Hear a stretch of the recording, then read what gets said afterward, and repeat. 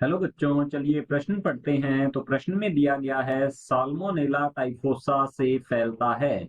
तो हमारे पास विकल्प हैं न्यूमोनिया, टाइफॉइड, इन्फ्लुएंजा या फिर हुपिंग कफ। तो इस प्रश्न की मुख्य अवधारणा के बारे में हम जान लेते हैं। तो यहाँ लिखेंगे मुख्य अवधारणा। मुख्य अवधारणा है इस प्रश्न की टाइफॉइड। तो यहाँ लिखते हैं टाइफॉइड। अब टाइफॉइड जो है इसे आंतरीय ज्वर के नाम से भी जाना जाता है। तो यहाँ लिख सकते हैं इसे आंतरीय ज्वर भी कहा जाता है। टाइफॉइड एक जीवाणु जनित रोग है। यह जीवाणु जनित जीवाणु जनित रोग है यह।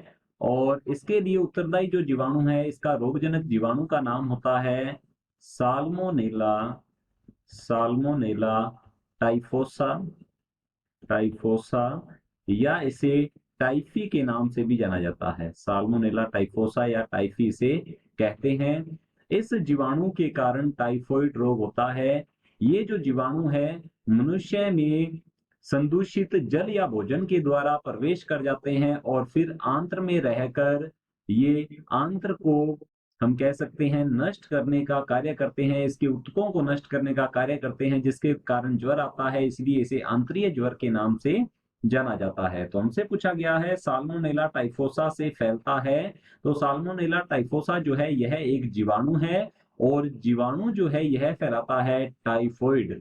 तो देख लेते हैं विकल्प को। पहला विकल्प दिया गया है न्यूमोनिया। तो हमारा पहला विकल्प गलत होगा, क्योंकि न्यूमोनिया भी एक जीवाणु जनित रोग है और यह होता है मुख्यतः हीमोफिलस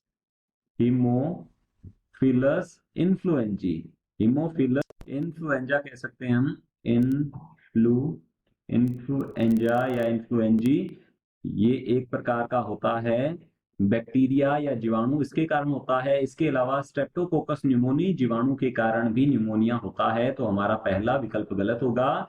दूसरा विकल्प दिया गया है टाइफॉइड। तो हमारा दूसरा विकल्प बिल्कुल सही उत्तर है, जैसा कि हमने यहाँ पर अभी देखा है। तीसरा विकल्प है इन्फ्लुएंजा। तो इन्फ्लुएंजा जो है यह एक विषाणु जनित रोग है। तो लिख लेते हैं विषाणु जनित रोग होता है। तो हमारा तीसरा विकल्प भी गलत होगा। और चौथा विकल्प दिया गया है हुपिंग कफ। हुपिंग कफ जो है यह एक जीवाणु जनित रोग है और यह होता है बोर्डीटेला पर्टुसिस। बोर्डीटेला पर्टुसिस नामक जीवाणु के कारण। तो हमारा चौथा विकल्प भी गलत होगा। जो बी विकल्प दिया गया है यह बिल्कुल सही उत्तर है। आशा करता हूं आपको समझ में आया होगा। धन्यवाद।